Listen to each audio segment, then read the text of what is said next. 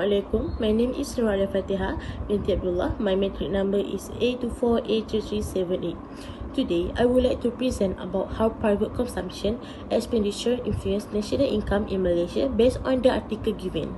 First, private consumption refers to household spending on goods and services such as food, clothing, electronic products, transportation, and entertainment. Private consumption is very important because it's the largest component in aggregate expenditure, or AE. When consumers have higher purchasing power and spend more money, the demand for goods and services in the economy will increase. Second, high consumer spending encourages businesses to expand their operations and increase production. Based on the article, companies such as Maidin, Apple, Harvey Norman are planning to open more stores in Malaysia because they expect stronger consumer demand in the future. This shows that businesses are confident that Malaysia will continue spending despite the uncertain economic situation. Third, when businesses increase production and expand their operations, more workers are needed. This will create more job opportunities and reduce unemployment in the country. Such as employment, increased household income will also increase because more people are earning salaries and wages. Fourth, when households receive higher income, they tend to spend more on goods and services. This creates a multiplier effect in the economy where one person's spending becomes another person's income. As a result, economic activities such as production, investment, and trade continue to grow. Besides that, factors such as stronger commodity and oil price recovery in tourism and service sector, China reopening the border, and government fuel subsidy are expected to support private consumption in Malaysia. These factors help increase disposable income and encourage people to spend more confidently. Finally, when private consumption, production, employment, and income continue to increase, the national income of country will also rise. Therefore, private consumption play a very important role in stimulating economic growth and improving Malaysian economy. Thank you. Based on the case study, national income recorded RM369 billion ringgit, while disposable income was lower at RM248 billion. Disposable income is lower because households need to pay taxes and other deductions before they can spend their income. When disposable income increases, consumers tend to spend more on goods and services. This increase in private consumption causes aggregate demand to rise and shift to the right. As a result, output, employment, and economic growth increase. I would like to explain the effect of private consumption on aggregate demand and also the aggregate supply. First, private consumption refers to the household spending on goods and services such as food, clothing, electronics, and also the daily necessities. When consumers spend more, it affects both aggregate demand and also the aggregate supply in the economy. For the effect on aggregate demand, when private consumption increases, consumers buy more goods and services. This increases the consumption component in the AD formula, which is AD equals to C plus I plus G plus X minus with M. As a result, total demand in the economy increase and the aggregate demand curve shift to the right. Firms will experience higher sales and revenue, so they may increase production to meet the higher demand. This will increase national output or GDP and contribute to economic growth. Next, for the effect on aggregate supply, higher demand encourages firms to produce more goods and services. In the short run, firms may increase working hours, hire more workers, and use existing resources more efficiently.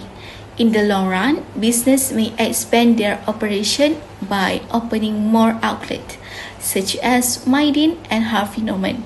Firms may also invest in new machinery, technology, and also infrastructure.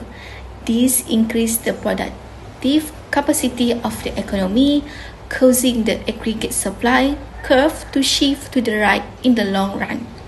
In conclusion, private consumption not only increases aggregate demand through higher consumer spending, but also encourage business expansions and increase aggregate supply. Overall, this leads to higher economic growth, more job opportunities, and increased national income. Today, I will explain how the economy adjusts to change in government spending, particularly in the education and healthcare sector. This adjustment can be understood through three main aspects: the short run, the multiplier effect, and the long run. First, in the short run, when the government increases its spending, aggregate demand will increase. This is because the government purchases more goods and services in the economy. As a result, the aggregate demand curve shifts to the right, leading to an increase in national output and a reduction in employment. At the same time, the price level may also rise. Next, we look at the multiplier effect. When the government spends money, it increases the income of individual and firm. As income rise, consumers tend to spend more. This addition spending further increases aggregate demand repeatedly, causing the economy to expand by a larger amount than the initial government spending. Furthermore, in the long run, government spending on education and healthcare plays a very important role. Investment in education help to produce a more skilled and knowledgeable workforce, while investment in healthcare improve work productivity.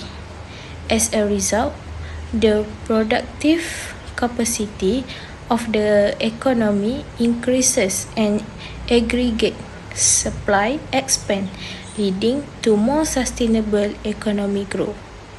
In conclusion, the economy adjusts from its initial equilibrium to a new equilibrium when increased government spending stimulates demand and subsequently enhance productivity capacity.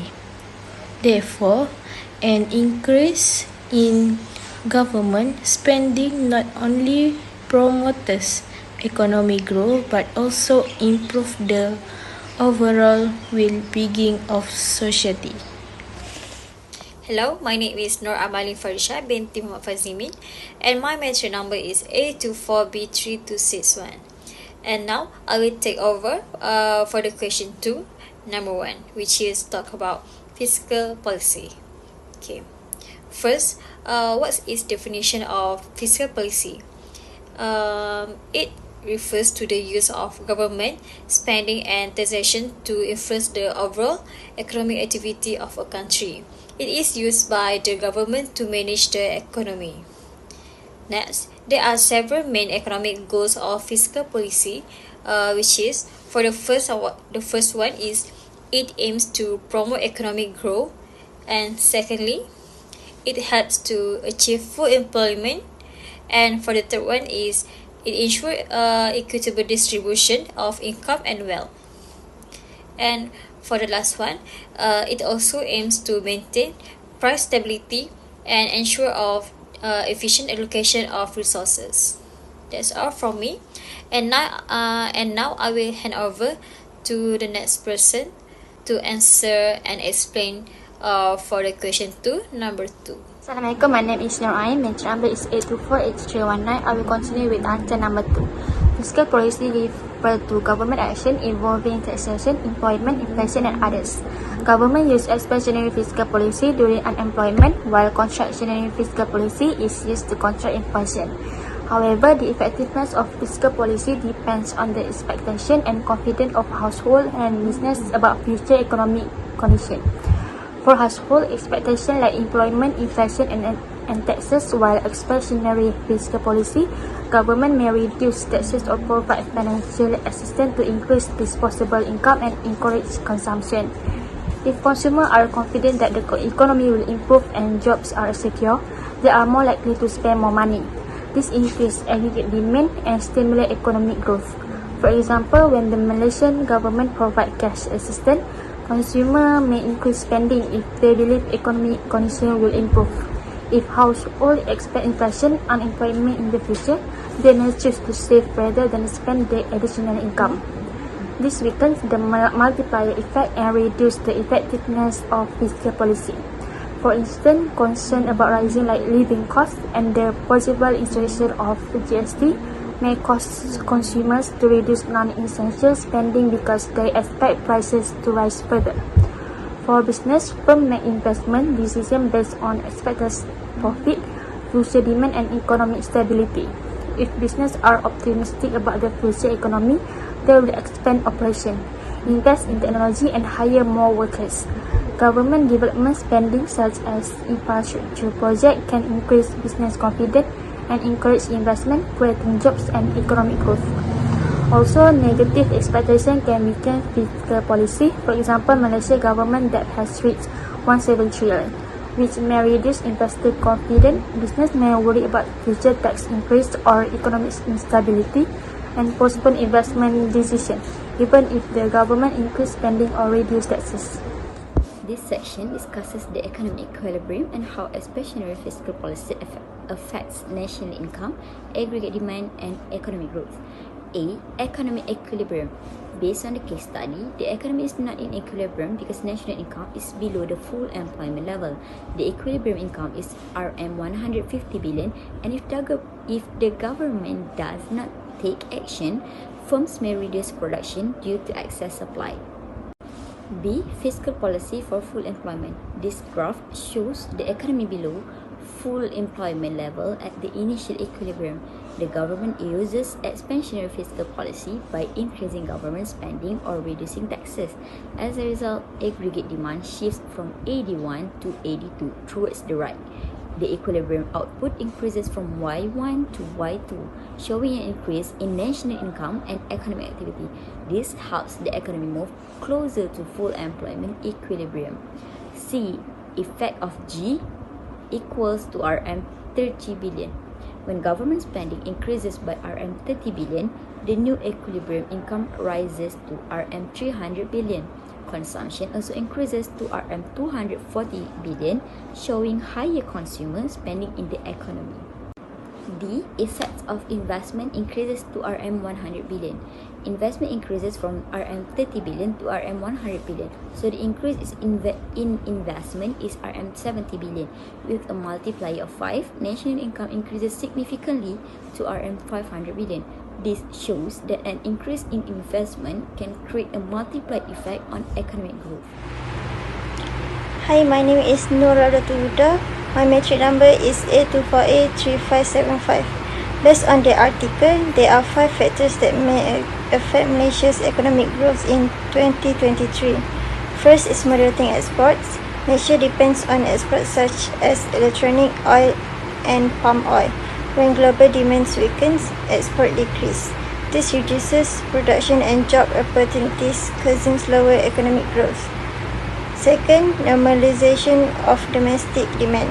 After the pandemic, consumer spending increased rapidly. However, spending is now returning to normal levels. Lower spending may slow down economic activities and growth. Third is inflation.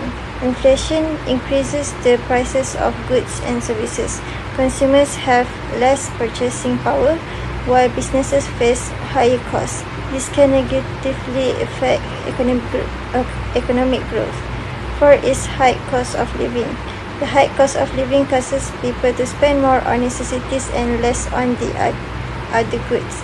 Lower consumer spending can slow down the economy. Fifth is lag effects of interest rate hikes. Higher interest rates make borrowing more expensive. Consumers and businesses may reduce spending and investment, leading to slower economic growth. Thank you.